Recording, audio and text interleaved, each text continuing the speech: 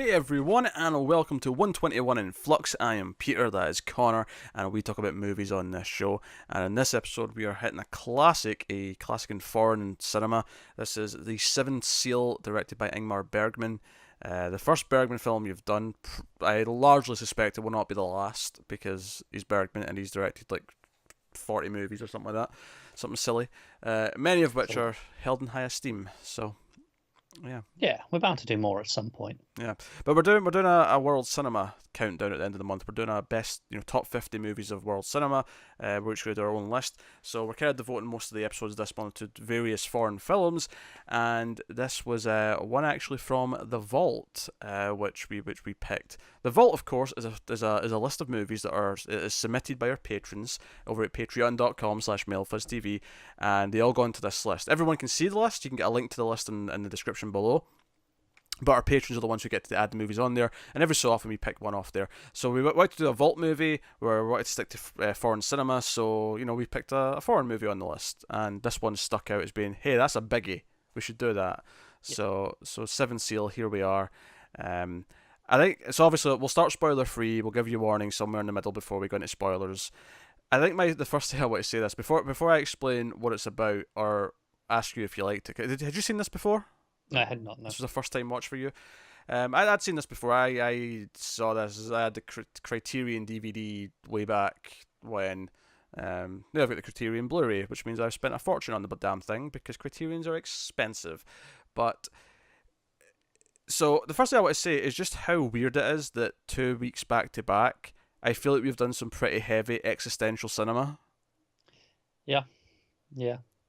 It's an odd trend. I feel like it's not that uncommon. We'll do like 2 action movies back to back, or we'll do, I don't know, 2 time travel movies back to back, 2 robot movies back to back. But existential is kind of something we usually do once every few months. Yeah, so it's more of a niche thing, really. But here we are. So Seventh Seal, you've probably seen the famous image of a knight playing chess with death on a beach, and that is kind of how we start the movie. And the idea is that over the course of the film, we keep coming back to this chess game, and the knight is stalling for time before his death, from the hands of death. Well, not from the hands of death. He's just there to collect them, I guess. He's not really killing them. But I mean, he does in some instances. I take that more as a visual representation of like the actual accident that was happening in life. If that makes any sense. I don't know. Maybe it does just kill people. He's like, no one's dying naturally today. I'm going to go and grab someone by the throat and just hang them up. So, and that's kind of playing out. And we have this knight who is having a bit of a crisis. He's come back from what do you call it? The Crusades. Crusades, thank you. And he's kind of disillusioned. He was really raised, religious Christian, but he is having doubts now. He is having these thoughts where he can't really believe that any of this actually exists. But he wants to believe it exists. He wants proof that it exists because it'll make him feel better. But he doesn't really believe it, and he's having this crisis because of that. And then we have other characters who represent different things. His squire is very cynical and down to earth, and doesn't really believe in anything. And then we have this family, this troupe, this acting couple, who are very religious and very sort of arguably naive, but very hopeful and very full of joy in the belief that they will be protected, and they're always singing songs about God and everything else. And they eventually, of course, cross paths at some point, and there's kind of an apocalypse happening along the way. It's almost a minor plot point, but by way of plague. By way of plague, yes, there's plague happening. But that is the Seventh Seal. Without getting into the details too heavily. So, Connor, did you enjoy the Seventh Seal? I did. I mean, enjoy is maybe not the right word. I feel that's a weird statement to say. But okay, but you think it's a good film? I do. I judge its quality high. Yes. Was this your first Bergman? Movie? Yeah, I think so. Interesting. I've seen a few. I have not seen enough Bergman. I have seen like 4 Bergman movies, which is nothing compared to the amount that he's got. But bizarrely, this is like his most famous one by far, right? And partly because it's really held in high esteem, and partly because it's been parodied the most. And even people who don't know foreign cinema will still recognize death with the chess on the beach. Like Last Action Hero had a scene. The second Bill and Ted movie had like a whole thing with death. Even the flagellating monks has been parodied in things like Monty Python. Oh, there you go. See, been parodied so much that it's just kind of in pop culture, even if people don't know where it came from. Like Seven Yeah. Seals, just kind of part of this, and it's actually my least favorite of the ones I've seen of him. Now that's not to say that I don't like it. I actually think it's very good. Like Ingmar Bergman is a man who is very confident in his craft. He clearly he makes a movie. He's got an idea what the themes are, what it's about, and he commits to it. He overly commits to it almost. Has And the cinematography to back it up too. yeah, it's the cinematography, it's the pacing, it's the acting. Everything feels very allegorical. It doesn't really feel like we're in a real world necessarily. And even, Yeah. even that's kind of because the whole Seven Seal thing. It starts with the passage where the name, the name comes from. When the Seventh Seal is opened, God is silent for half an hour, and it's almost like the movie takes place in that half hour, even though Yeah. God is always silent. But that's the idea, is that he's silent, and therefore there's no proof of him. And I know just from a little bit of research that Bergman, again, like the knight in the film, was raised religious, but as an adult he came to his own belief where he's like, I don't believe in any of this. And I can relate. yeah, you went to Catholic school. Yes. You went through all this. I was not. I was kind of like, my grandparents were kind of religious, but I was just kind of like left to like, I mean, if he wants to believe in something, if he wants to do it, he'll do it. But so I never really had this shining moment of like, because it was never drilled into me as a kid to the point where I had to sort of like, not that everyone has to. So if you're into it and you believe it, fair enough, go for it. But as an atheist, speaking as an adult, I never had like this shining moment of I'm breaking out of this and I don't believe any of this. It was more just of there was an age where I hit, probably not too long after the Santa Claus realization, which are honestly very similar, I think, in a lot of ways for a lot of people, where I just kind of went, this feels really silly to me. Why does, because I think when you're a kid you just don't question it. Oh, okay, people believe in God and stuff, okay. And then there's a point where you're like, wait, why do people believe in this? What's going on? Yeah, I think a little bit different for me. I wouldn't say like I had a moment of realization. Yeah. It was just and silly isn't a word that I use. Obviously, I grew up with you. I can respect all the customs and Mm. the services. So I'd never disrespect it that much.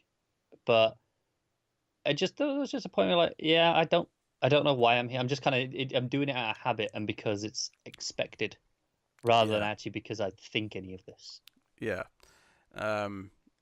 So, and you didn't go through the Crusades. You just got older and started, Well, yeah. yeah, having your own opinions and beliefs and whatnot. But I think from my quick glance of research here, it sounds like he had like a period here. This is kind of the start of a period where a lot of his films kind of dealt with the theme of religion, and I think it's interesting because the movie, like obviously Antonius Black, the Knight, played by Max von Sydow, who of course is still going, he's still acting and stuff. Like we see him all the time. At least I think he's still going. He's been in stuff very recently. I was in last time I saw him at least was Force Awakens, right? Yes, yeah, that's right. Force Awakens. He was born in 1929, and he is still working as an actor, at least up Yeah, until the end of 2015. which So is recent enough that we'll yeah, go with it. yeah, the dude's been at it for a while. You might know him from Minority Report. He was in that and a bunch of other stuff over the years. He's I popped up mean, in a lot looking at his IMDb, he's still got credits for for things 2018. that, Yeah, yeah. Oh yeah, of course he was in Game of Thrones as well. How can I forget? He had quite a significant part there. Not in a lot of episodes, but significant in terms of what his role was. yeah. But the dude's getting up there. But he's had a very lively career. So no, so that's kind of the core of the film, is that he doubts that any of this is real, and he doesn't want it to, because this is the thing, is that Bergman was quoted as, or I mean, I'm not going to say the exact quote here because I can't remember it. I'm paraphrasing from memory, but is the dread of now being in a world where you realize there is no God, and you realize that there is none of this stuff to come and save you, and that was kind of thing. Like he almost wished he did believe it, because it would actually just make things easier. That makes sense. I think specifically here, it's for the night in question. It's the comfort of knowing that there's something after death, right? That it's not all Yeah, meaningless. That it's specifically here with the Crusades, that all that fighting and death yeah. had a purpose. Which is funny. So actually, funny you bring up specifically the idea of there being something after death. I saw an interview snippet. Someone asked Bergman outright, do you believe there is anything after death? And he gave like a kind of long response, but it all summed up to basically no. There's nothing. We're just done. And It's funny because I think obviously the knight in this movie would be distressed to get that answer from anyone. Yeah, I think that's kind of his biggest fear. Yeah, and ultimately he kind of hopes that he can do one meaningful thing before he dies, and that's he hopes to achieve that so that he has some kind of meaning in his life before he goes. Yeah. So it's very existential. It's very much about are we alone? Does any of this have meaning? And is there value in this believing? Because I think one of the interesting things is that this could have very quickly turned into a very cynical film about some of the other characters, like the couple, the acting troupe, Joff and Mia. Like they could have very quickly felt like we were making fun of them, or felt like we were looking down on them, or anything like that. But there's a very different attitude towards that. When the knight meets them, he kind of like respects them and respects their kindness, and almost is, I don't want to quite say jealous. He doesn't look like he's like like upset about it. But he's like, he almost longs to just be like them. Like he wishes he was still in that place where he could live life like this, with this knowledge and hope. And he, as much as it's not going to change his mind and make him reconsider or make him think this is all true just because they believe in it, but he at least respects that they are good people partly because of it, and this makes their lives easy. Because because if he turned around and said, no, hey, like, this is all bullshit, I'm going to break it down right now why none of this is real, all he would be doing is ruining their lives and their comfort, and there, because they're not hurting anyone, they're not doing anything bad, they're they sing some songs, they're very hopeful, they have a very optimistic outlook on life, they think everything's going to be okay. And that's to say there's not any flaws in that necessarily. Because obviously when you start applying a lot of this to real world situations, it gets a lot more tricky and complicated because there's a lot more facets. There's a lot more reasons why, well, maybe just turning a blind eye and saying, oh, God will just help us out is maybe a problem. We have to actually, try and achieve things. Maybe thoughts and prayers aren't enough. Political. Just a touch. I concur. Thoughts and prayers are not enough. But yes.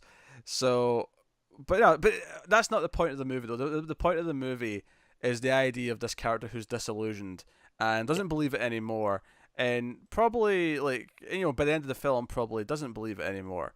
It's about the uncertainty of not knowing.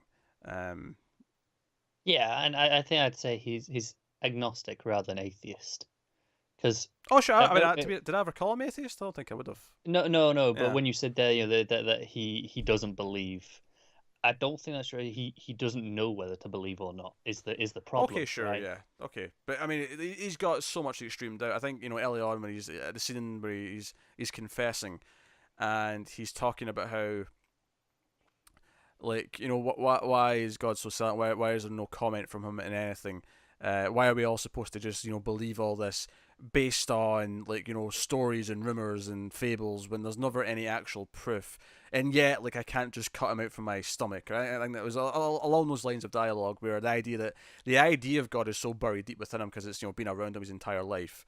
But because there's a scene that I like later on where they find out about this marching band of religious people who are trying to fight off the plague by being going Old Testament, and they've got people dragging and they're banging drums and they're and this guy at the front stands up in front of the little village and he shouts about how why the plague is happening and God this and God that, and it cuts to Antonius every once in a while, and every time it cuts to him it's he's you can see that he just thinks this is kind of futile. He's watching this and everyone's eating this up, but he's kind of over this now. Yeah, and this is being used, and even the idea that there's a woman who everyone thinks is a witch because she talks to the devil, and he actually tries to go to her and says, hey, do you actually talk to the devil? Because if the devil exists and you're talking to him, he could probably tell me if God is real. So is he there? What's going on? Because I like the idea in this movie that death exists, because I think if death exists, then you'd maybe assume that other things exist, right? Yeah, but I guess it's just that it's a different concept, right? Yeah. Death is something definitive. You can prove death happens. Death happens, but death as an entity is a different sure, idea. But I mean, just because death is an entity doesn't mean there's anything after death. Doesn't mean there's a God, right? Sure. And just because there is something after death doesn't mean there's a God or anything like that. No, it doesn't. I mean, I'm not to get any reincarnation and whatever else you have, but there's actually I've obviously been watching Babylon 5 for the channel recently, and there's some mythology on that about some of the different alien races and what they believe that's really interesting. I think you'd actually dig some of the weird kind of like made up religions they've got and stuff that they That sort of stuff does interest me. they dig into. But yeah, I think what's interesting though, because you compare it to, because Joff is kind of the counterpoint, right? He's the avid believer who's never even questions his belief. He's just like happy and go lucky, and he's got his son, he's got his wife, and these happy almost to a fault again. Like he almost gets into fights because he's just being nice and talking to people, and people take it the wrong way because he's always being happy and cheery and whatever else. But they say up early on that he has visions of biblical things, right? He sees the Virgin Mary at one point. Although walking with a baby, so she's technically not the Virgin Mary anymore. She's just Mary. But I'm joking, right? Before anyone corrects me, I know she's still just called the Virgin Mary, right? It's fine. But he sees this, and everyone just kind of like, you in your visions, like you see these things. Yeah. But the big note, and I'll give the spoiler warning here. There's not a lot to spoil in this movie, honestly, because it's such a analytical like text of a film that there's not a lot to plot to actually like say, this happens, it's this big surprise, or there's a plot twist, or there's whatever, right? There's not much, no. No, so I'll just spoiler warning from this point on, just so I can freely talk about things. But later on in the film, on the third or fourth time that Antonius is playing chess with Death, it's when they're all there, and he sees it. He can see Death sitting there. And what's interesting is that he can see Death just like Antonius can, but Antonius never gets a vision of anything else. He never gets to see Virgin Mary or anything, from the positive side, or of religion, if you will. And I think what's interesting to that to me is I mean, I don't know if it necessarily proves that Death is actually there, it exists, because obviously one of the things you could think of in your head is that Antonius is just dying throughout the film, and he's like imagining this game of chess with Death. Yeah, this is just all in his head. Does he share a delusion with Joff, or does he actually exist? And if Death exists, does that prove the Virgin Mary exists? Yeah, it's worth noting that the wife obviously doesn't see Death here. Oh, no one does. No one but Joff. It's almost like Joff has an ability just to see these otherworldly entities that no one else can. Yeah, and you could question, does he kind of just see reality that other people aren't? And the knight seeing Death because it's his time to see Death. As we see a couple of instances throughout the film, other people can see him when it's their time. Or is it just a simple idea of, because obviously we're talking about, does he have this power? And maybe it's not meant to be taken as literal as that. Maybe it's as simple as they both see Death because they both believe in Death. And Joff sees the Virgin Mary because he believes in her. But, yeah, it's the same as, when people see, Jesus in their toast. Because they want to see it. Mm. And maybe it's the same here. It's I don't know, they know what they want to see and they need to see because they believe in it, and it reaffirms their faith, etc. Yeah. So I mean, this is obviously getting towards the end of the film, and this happens. Obviously, the first chunk is meeting Death. I love the dialogue between Antonius and Death. It's very it's verbal sparring already before it even like kicks off the chess game. It's like, would you like to play chess? How did you know? Oh, I've seen murals and paintings. I know you play chess. He's like, oh, very well. Preparing. Then.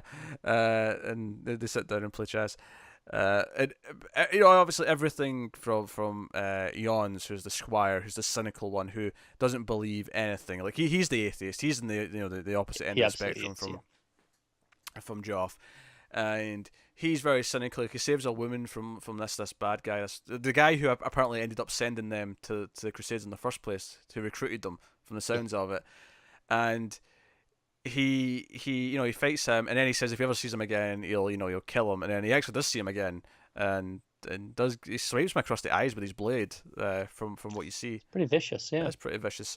But he's very matter of fact. He's very like, he doesn't even believe in love or marriage or anything like that. He's like, oh, I need a housemaid. You woman who I just saved, would you like to be my housemaid? And just very matter of fact. He is, yeah. It's very everything as you can see. It's very little. Yeah.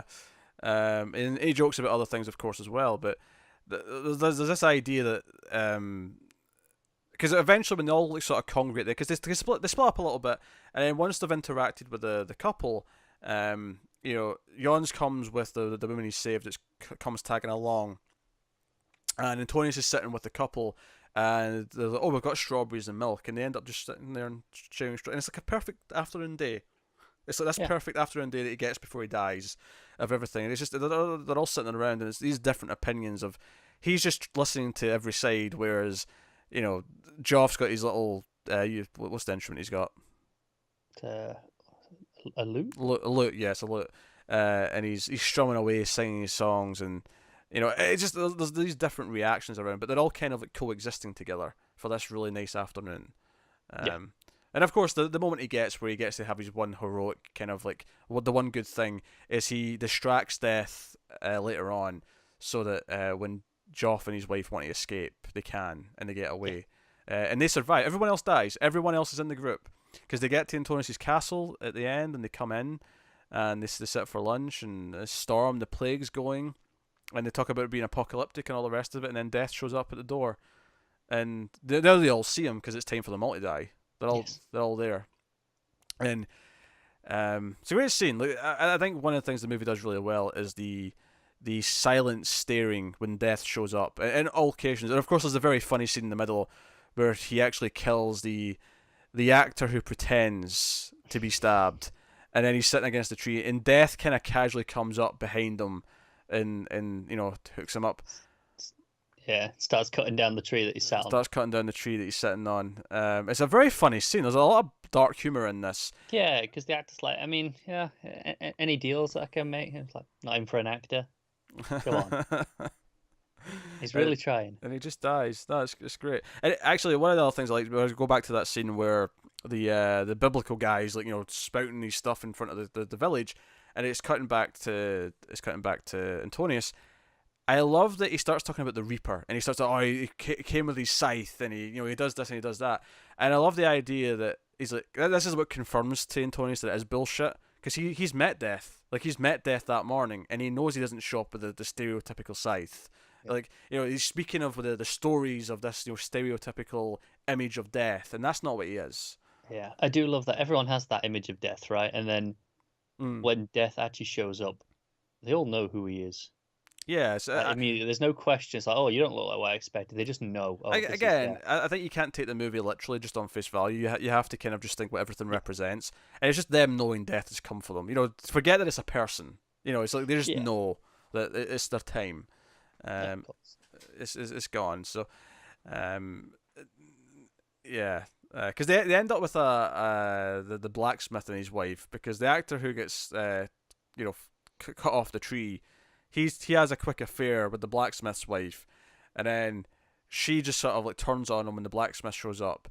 And what I thought was fun about this is that the actor gets so apologetic and requests that he take revenge on him that he doesn't want to. He's like, "Oh, I can't take revenge on him. That just seems not right now." Yeah, it's pretty amusing. There's a lot of humor like that, and I think. The humor in there is, again, it's kind of true to life and kind of true to the analysis that the film's kind of taking of how the different ideas kind of clash, and I think it is definitely the juxtaposition. We get it a lot with Joff, and just him being so oblivious and everyone being quite cynical around him. Yeah, but to the point where he gets into trouble a lot because he's not almost taking things seriously. He's almost relying on it too much to a point. Oh, absolutely. But yeah, I think. Looking at the film as a whole and just going through the half hour of silence, if you will, I think the whole point of the film is that it kind of encapsulates the whole thing. Like I say, this half hour is just the entirety of existence.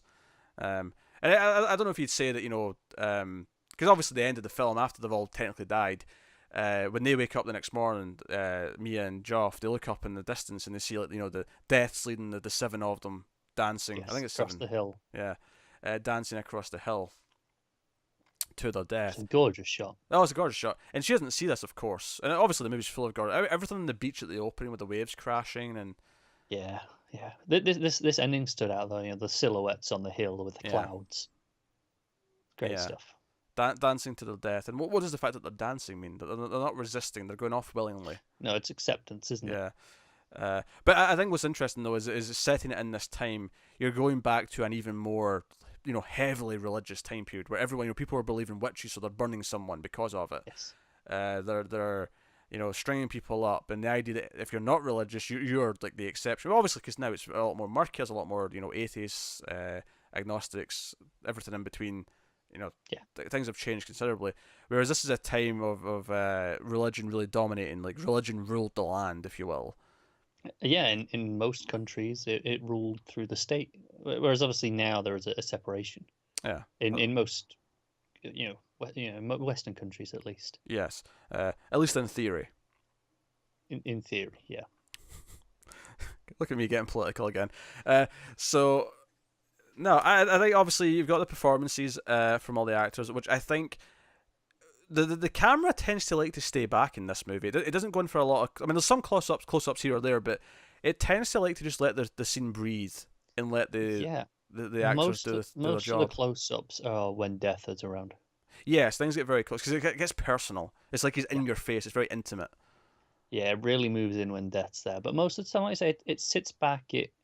It's rarely just static. There's a lot of subtle movement, but it's not in your face. It's not up close. Yeah, very subtle. The black and white imagery is fantastic, though. It is. Yeah. There's a lot of almost anything where there's a cross or anything where they're in the obviously the scene where he's confessing near the start and he's in the church and it turns out the priest that he's talking to is actually Death, and of course Death tricked him into revealing his chess strategy. Yeah, and it's almost like what does this represent in terms of if this just represents life, like. What does this moment represent? Is like death, sneaks up on you when you're not expecting. You think you've tricked it in some way, like it's ultimately there's no getting around it. You're gonna lose to death eventually. Yeah, pretty much. But again, the actor playing Death is fantastic as well. Oh yeah, absolutely. Bengt Ekerot. If I probably butchered that name, but there he is.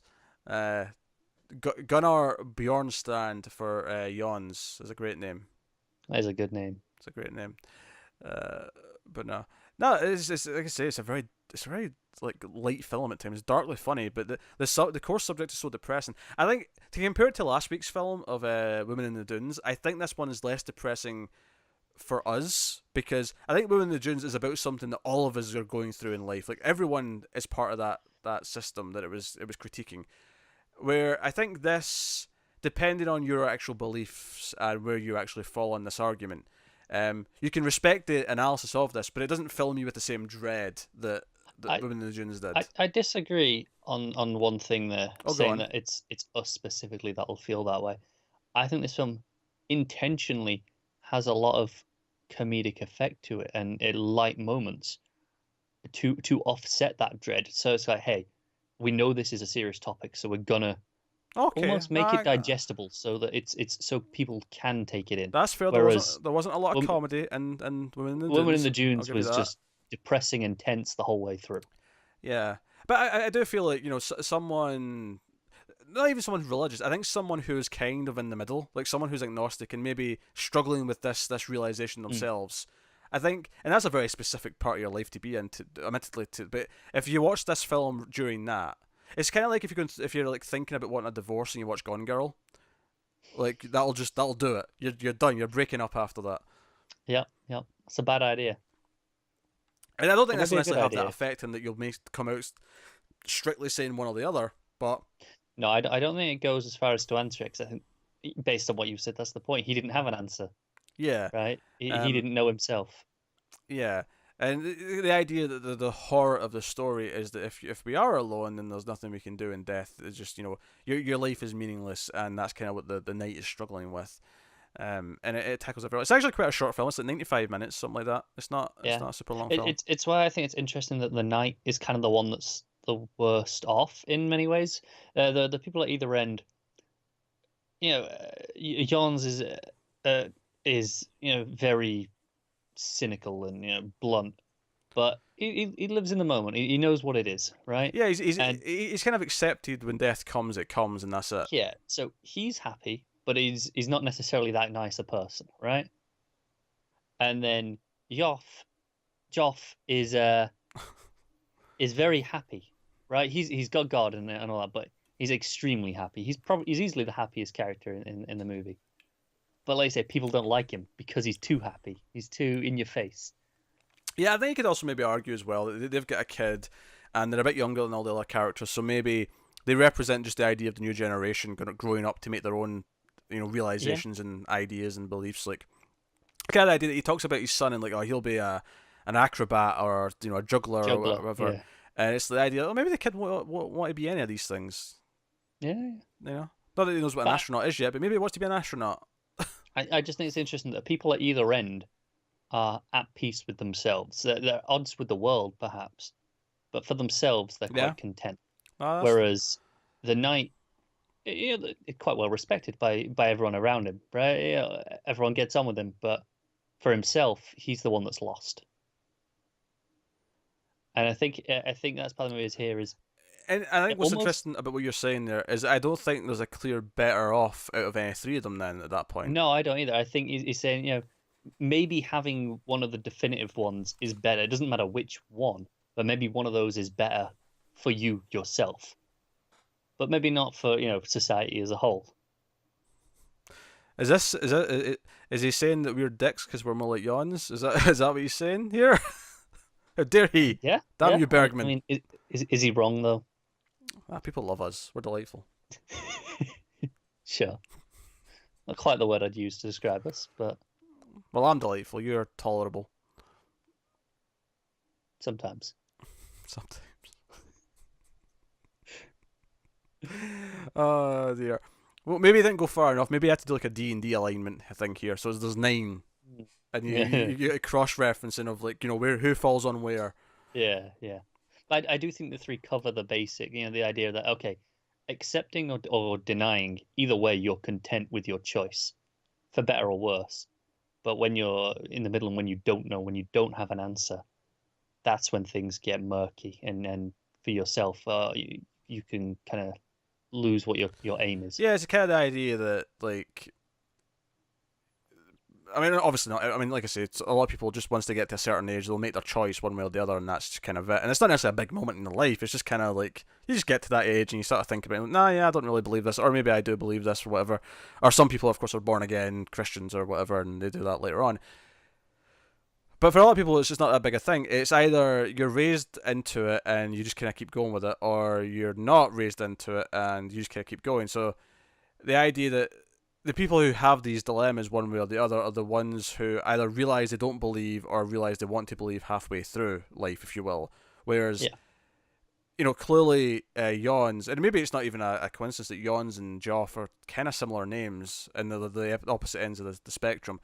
Like, where it feels like Yawns has always been this way, and he's content because of that. And Joff has always kind of been his way, and that's why it works for him.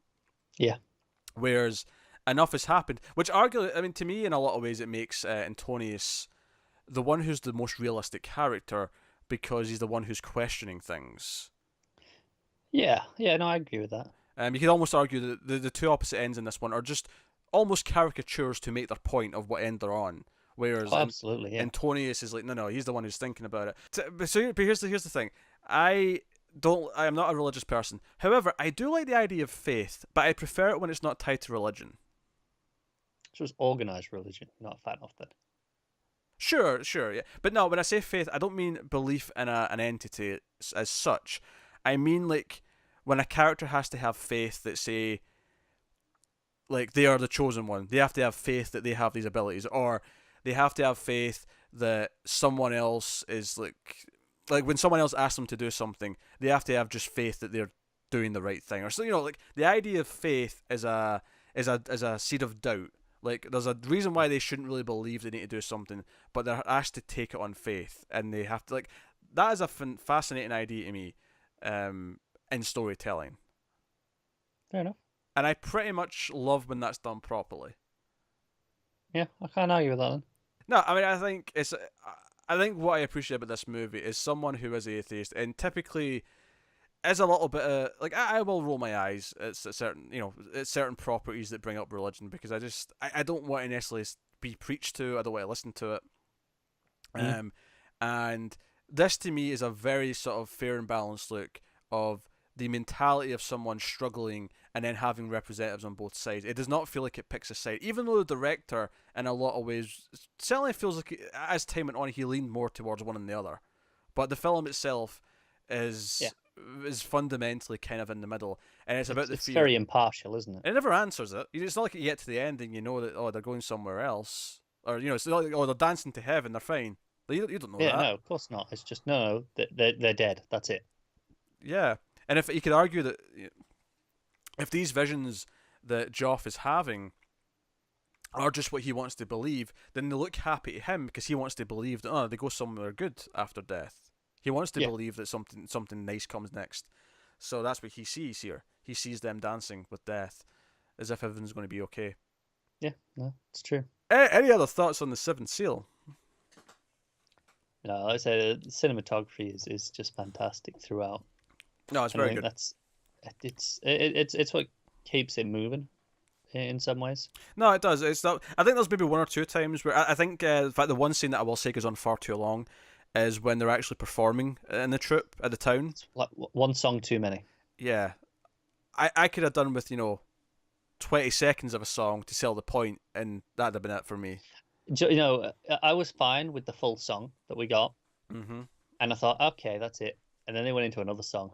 I was like, okay, now it was too much. Yeah, I had to cut off a few minutes of that scene, but it's a minor nitpick in an otherwise excellently executed movie. It is. I almost did a Bret Hart thing there where I said excellent execution back to back. His whole thing in wrestling was that he was the excellence in execution. Right, okay. So I did it by accident, but I just once I said it. If Matt was here, he'd be like, "You just said the Bret Hart thing." He'd be on you. But he'd be on it. I'm sorry, I don't get it. It's the first I've ever heard of this. Yeah, I'm sorry, but hey. No, it's fantastic. I'm really looking forward to doing more of these films because I do like this one a lot. I think it's great, and most people rank it highly and have it like at the top of the top and one of the best films of all time. I get why it's there, and I think it handles its subject masterfully. Every other film I've seen by him, I like more. And I think it's because it's the same fantastic direction, but it's tackling other subjects. And it's subjects that I'm just inherently more drawn to and more attracted to. That's fair enough. So, so that's just a personal taste thing more than anything else. But it's a fantastic film. It's got this serious moment. Every time Death shows up, he has presence. There's tension. There's lots of light humor that is genuinely quite funny at times. Yeah, definitely. And then you got this big ending that's really great, where he finally gets back to his wife, and then they die that night.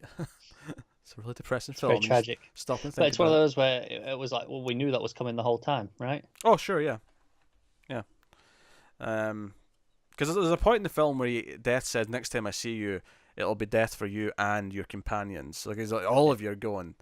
Yeah, it's almost the price he paid for trying to cheat, trying to just get this extra time out of him, and he did get some extra time. I mean, yeah, if you go with the idea that's the plague that's killing them all, did he infect everyone else by lasting a little bit longer? Exactly, yeah. Yeah, no, it's an interesting question. I don't know. But hey. But that's the Seventh Seal. It is a classic and often referred to as a masterpiece for pretty good reason. Yeah. It depends where we fall on it. I did like it more this test. It's the second time I've watched it. I can see why you might like it more on a rewatch. It makes sense to me. I think on a rewatch it worked a bit more for me. I think because this is the first Bergman movie I watched the first time I saw it. And I was like, most people start. Yeah, and I was like, oh, it's pretty solid, but for me it might have been the weird choice to start there. And then I went on to see Wild Strawberries, Persona, The Magician, Ivan's Childhood. I think that's all the ones I've seen so far. And they're all very good. Like they're all good. There's not a fault among them. This is, it feels like a weird thing to say, but he's kind of Sweden's Kurosawa, right? He's done so many movies in this era, and there's this just standard of quality, across the board. Yeah. No, I get you. So definitely, we've done a few Kurosawa films. We have to start digging into the Swedish backlog, and I think we'll do that over time. We've been focused reasonably heavily on Asia. It's Japan and Korea, man. They got a lot of movies, a lot of good movies. I feel like my foreign list is going to be dominated by them. Not entirely, don't get me wrong, but they're going to appear a lot. Well, we'll see. So yeah, end of the month we're doing top 50 foreign films. But before I plug that properly, we should do some ratings here. So Connor, what are you giving Seventh Seal. 7 out of 10, perhaps? No, I'm debating between a very high 8.5, maybe just scraping the 9. I'm not entirely sure. What's so funny? No, I'm just laughing. I think for me, I go with a solid 8. Okay. I go with a solid 8. I think it's fantastic. But ultimately, it doesn't connect with me on a personal level. I think I'm gonna settle with the very high 8.5 for now. Okay. But I think when I rewatch this in, however many years, that could quite easily just knock its way up to the 9. Cool. I think Bergman's one who I think you'll respect more the more films you see of him. And when you get used to his style, you will enjoy his films even more. I'm looking forward to rewatching the ones I've already seen. There's tons that I've not seen, and I'm looking forward to those as well. So, but yeah, that's the Seventh Seal. Plugging things to tell you about coming up. So we mentioned the top 50 world cinema films coming at the end of the month. That'll be starting then. At least patrons will get it at the end of the month. For everyone else, it'll be the start of next month. But that is coming up at the end of the month. And other than that, we should probably point out what else you can look forward to soon. Maybe things. Can do if you know what those things are. Maybe, I don't know. Well, I'll say this: the new Predator film's out next month, so I know we're doing Predator soon. To get that out before, because we've done the other Predator films. We've done Predator 1, 2, Alien vs Predator, and Alien vs Predator Requiem. So Yeah, I'm just having a glance at our schedule. Predators is the only film we have actually scheduled what exactly we're doing next. Beyond that, we know we'll be doing some of the Star Trek movies soon for our Star Trek review series. Oh, technically that is not 121 in Flux. No, it won't be, but I thought it'll be relevant to it's the relevant, listening yeah. If you want to hear us talk about the Star Trek movies, you'll be getting that soon. Which, yeah, I'll probably put them in the movie audio feed as well. They'll be on the Star Trek feed, obviously, but they're probably I think they're relevant as movie reviews. Yeah, that makes a lot of sense. But how do I number them though? Because they're not in Flux episodes. Well, I'm just gonna have to name them. I'm just gonna have to name them already cancelled movie review. Blah blah blah. You can think of something. It's unneat. It's not tidy. No, it's not. It's not tidy. Maybe just do them like they can be like 0.5 episodes. Sure. 121. Whatever we're on, like 90.5. Or 1.22 in Flux.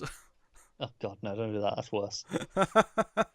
Yeah, no, we actually haven't decided a lot of the movies for the next month. We had a list of where we were up to that kind of just ended with this one and then Predators next. That's good. That's good. Obviously, we'll have the Patreon winner because we have a vote on Patreon every month. Patreon.com/MailFuzzTV. Go and support the channel if you can. You can feel warm and fuzzy inside, and every month you get to vote on a movie for us to do out of a selection of 4. So we'll be doing the winner of that next month, and then. Now we're getting close to October though, I do want to promote Streams After Midnight, specifically for October. Because Streams After Midnight, of course, is just like this show, except it's me and Tim, and we talk about horror movies in a very similar way, and Tim cracks a lot of his weird, zany jokes, and we have a bit of fun, often watching horrendous movies. Not always, a lot more shite than we cover. But often. We did a Uwe Boll film, though, so we actually have the worst film out of anything we've ever reviewed. We do, but you consistently cover shite on Screams. But October's the October-thon, and that means that come October there'll be a lot more Streams After Midnight episodes coming out. There'll be around 4 or 5 per week for the month of October. There's usually one. There's one per week normally, but there'll be 4 or 5 a week for the October-thon. So there'll be a lot of scary movies being reviewed between me and Tim. So you can look forward to that. And there'll be multiple votes for that as well. Because much like in Flux, there's a monthly vote for patrons. For October, we do 3 votes. We do 2 of them for patrons, and then there'll be one that's actually open to everyone for the public. So even if you're not a patron, you'll get to participate in that. But of course, if you aren't a patron, if you can't be a patron, don't feel too bad. You can watch the ads on YouTube, turn your ad block off, like, subscribe, comment. All those things help us out. All of them support the channel and keep us making these reviews. But that is us. So thank you very much once again for watching or listening. We always appreciate it. Keep watching movies, guys, and we'll see you next time.